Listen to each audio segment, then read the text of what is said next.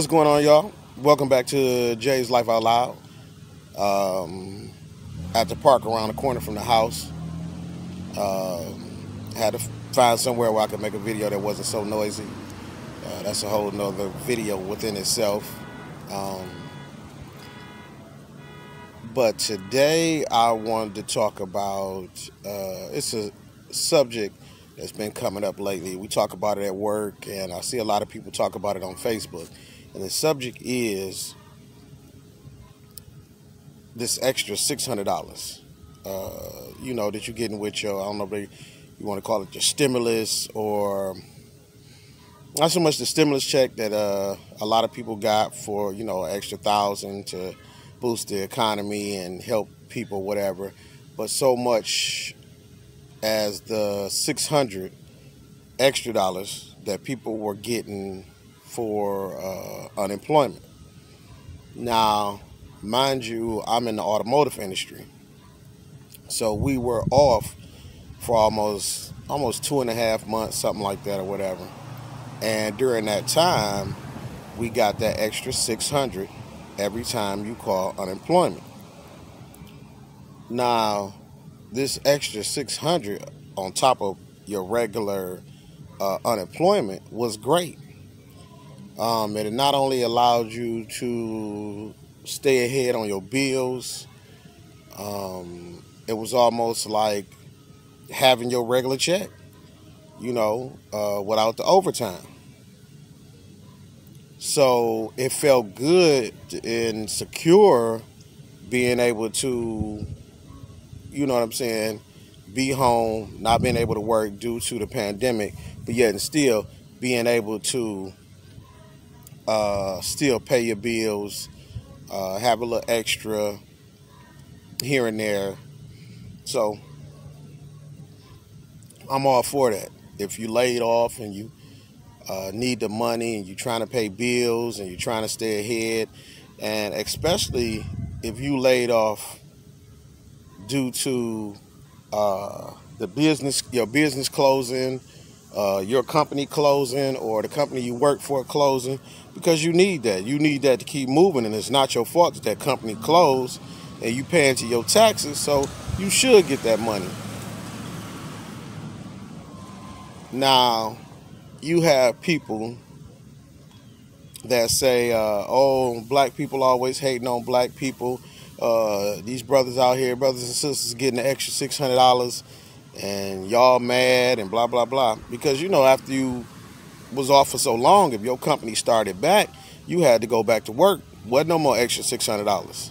You claiming unemployment for the time that you off, and then after that, it's back to regular, you work whatever hours you work and your pay, which is fine with me because I make enough. It's cool. But my thing was, at my job, we had a shortage of people. Because if you came in, okay, our new system is when you get up in the morning, you got to go to a app. And on the app, you answer questions. And it's basically questions asking, do you have any of the symptoms of COVID-19? Once you go through there, it asks you, did you take your temperature that morning? Once you answer all these questions, and all the questions, if they yes, the app turns green. You either snapshot it or whatever to hold it. Then you take it when you go to work. When we pull up, somebody standing at the security booth, you show them your phone. They see that, okay, it's the date, what, blah, blah, blah, whatever. They take your temperature. You're allowed to go in the plant. So now we have these security measures in place. You back to work. So you have certain people that may have answered the questions wrong, or really had a high fever or whatever, or they got stopped at the security gate and their temperature was above normal. So what you have is, you got some people coming into work and they saying, oh, I was around somebody that had it. Some people at work, at my job, tested positive before the pandemic even occurred, before they would put us on lockdown. And we were all aware of this certain person, you know, who it was. The person made it public themselves, so everybody knew who it was. But the thing that they had to do is they had to quarantine anybody that was working next to that person. So if that person had 7 rotations, which is not likely. If they had, okay, usually got 4 rotations. If they got 4 rotations, everybody that works next to that person had to leave the building. And they made them leave the building for 2 weeks. You had to leave the building 14 days. Okay. So you got the people that come in, temperature may be high, they sending them home. 14 days quarantine. That's how they doing it. So what happens is you get people that, and I know I'm talking about the unemployment, but I'm gonna get back to it.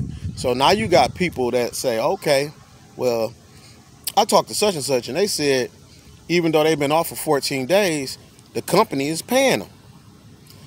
So you got some people, they thinking in their mind like, well, why am I back to work? I can get a couple of more weeks out of this, or, you know, if I just say I'm not feeling good, or I got the symptoms, or somebody I was by, they had the symptoms, this and that, or whatever. So what they do is they do this, company gives them 2 weeks off, and then they get paid for the whole 2 weeks. But they're not thinking about the people that work with them. Because what happens is, for every individual that says that they have symptoms, or they was around somebody that had symptoms, just to go home, even though they just doing it fraudulent, or if they doing it for real, everybody around them, that's in that rotation or was near them or whatever, they have to go home. We had one case where a guy had to go home because he wasn't in a rotation with the person, but he rode to work with the person. And somebody went and told, like, yeah, oh boy, he ride with him every day. He need to be out of here. So he was gone. Now, so when it came to them trying to bring temps in, because now we're short because we have so many people going out with real claims, false claims, or whatever the case may be, they call it the temp service. Now, this is where the extra $600 comes in from unemployment. So you got people that were getting the unemployment when everything was shut down. I understand this. I totally do. I'm not hating nobody, because I was getting it from unemployment while my company was shut down. Okay, so now there's work available. I get it. Some people are scared to go back to work. Some people scared to even leave the house, and this and that or whatever. But now the temp service is calling these people, and these people like, no, I'm good. No, I don't need nothing right now. Because they at home getting this extra $600. Now, mind you, from what I heard, you know, this is just hearsay, that before the $600, these people was only getting $130, $160. And, you know, unemployment, they make you go register. They make you go through these different hoops to continue to get unemployment if you without work. Y'all got to excuse this light going in and out, but I'm out. I'm on God's light, so whatever the sun decided to do. So you got these people that's getting unemployment. They getting this extra $600, and they feel like, why would I go work for somebody when I can stay at home and collect $600? So my thing is about that. If you are in that situation, or if a person is in that situation, you know there's a time limit, which there was. The end of the July in Michigan, it was the end of July. They cutting off the $600. I know I heard something about them trying to extend it and this and that or whatever. But my thing of it was, and I got into something on Facebook where I answered the questions answered a question on somebody's page about the money. Then they turned around once I answered the question and turned my answer into something else. And Dan Bear basically called me Uncle Tom. Real talk. So If y'all ever seen the movie Django, Samuel L. Jackson part, what the guy did was he posted a picture of Samuel L. Jackson like a meme after I answered the question. So as a man, and anybody that know me as a man, I'm not gonna play games with you when you talking about my character. You know what I'm saying? If you put me out in public as something that I'm not. So I inboxed the guy twice, no response. So I FaceTimed. I called him on FaceTime because I wanted to talk. We're not gonna play internet gangster. We're not gonna play these little games and all this, these little arrogant games where you think you proving a point off my back or something, whatever. So I called him, no response. He answers back a little bit later on, and he says, "Oh, I know you ain't an Uncle," because I told him, I said, "Yeah, you basically called me an Uncle Tom." And I say, you out of pocket, bro. You don't come at me like that. This and that or whatever. And I told him, I was like, you know what? But I'm good on you. God bless. So when he finally got back to me, he replied, "Oh, I don't think you Uncle Tom or nothing like that. I know your heart, and I was just trying to prove a point. First of all, bro, you don't even know me like that. We work together and talk here and there. You don't know me. You know me as the guy that you work with, but you don't know me." So I digress. So what I say to you about the $600, and the way that I would approach it is like this. You got a child. Your child comes to you and your child says, "Dad, Mom, I got a dilemma." You say, "What's the dilemma?" "Well, they're giving me an extra $600 for my unemployment." "Yeah, so what's the problem?" "Well, a job called me, and the job started off at $14 an hour, but the max goes up to over $20-something an hour. But it's going to take me 90 days to get in, and maybe 3 years before I max out." And they say, "Well, you think I should just wait and stay on the unemployment and wait till the unemployment wears out?" Y'all got to excuse me, amps crawling. "And wait till the unemployment wears out and then hit the job market? Check out the job market, see what's going on?" And this is what this is the question I asked myself, because it only made sense, because there are so many different aspects to this. Because somebody can take that $600 and turn it into a business. Somebody could take that $600 and catch up on bills. Somebody could take that $600 and be a college student and pay off some of their student loan or get ahead in their next semester books or whatever the case may be. And that's good. But my problem would be to my child, and what I would tell my child, first I would ask them what type of benefits they got. So if you telling me that they got benefits, you getting Blue Cross Blue Shield, you got a 401k, you can invest in an IRA through that company, you get sick days, you get so many vacation days, after 90 days you hired in, they have a union. What I want my child to do is think long term, not short term. Because if you depending on this $600 and it's going to end, that's short term money. Why would I want my child to sit on short term money? It makes no sense. Why would you tell your child, "No, you sit at home, enjoy that money, and then when the 600 in, you go find you something"? You know what's going to happen? Now, if you think about it and you use your wisdom, during the time period where the $600 is there, you know what everybody else is doing? They thinking the same thing that the child is doing. I can sit at home and get $600. So when the $600 wear out and it's time to go back to find a job, now you're going back into a market where it's so many people trying to find a job that you can't find one. But if you would have found a job in between that time before that unemployment was out, you would have had something.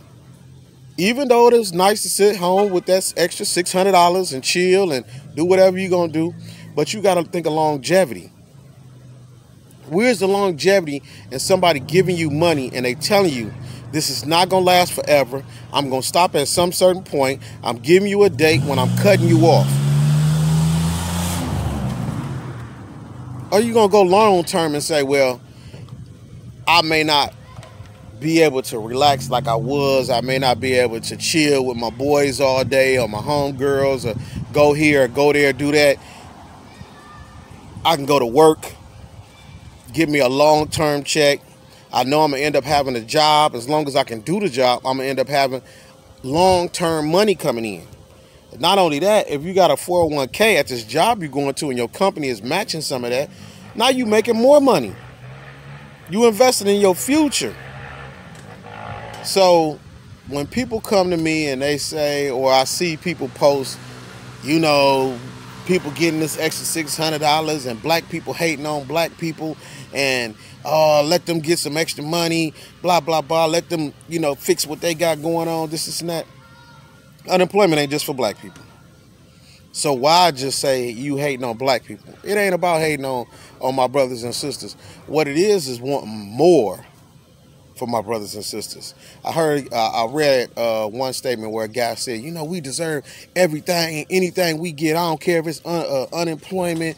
I don't care if it's food stamps, bridge card, whatever it is. Okay, bro, I agree with you. We deserve anything we can get.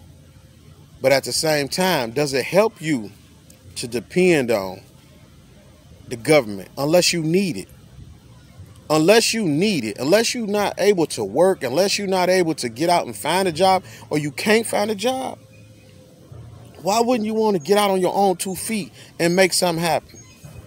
I don't care if you got a limited time on what they're giving you for free.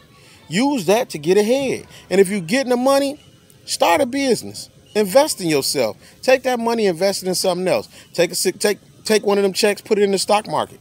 Try to double your money. I'm not going to tell you to take that money and go sell dope. I ain't going to tell you to go take it and go flip it. And I'm not going to tell you to go do wrong with that money. But what I'm going to tell you is you take advantage of things, and two, it's not an advantage to you anymore. So it's almost like staying in the house with somebody else. When somebody else then came to you and talked about giving you a house, or you renting a house and you can afford it, and you say, no, I'm going to stay here, with no time frame on when you leaving. So now you had no time frame on when you leaving, and then one day they tell you, look, you got to be out by this date.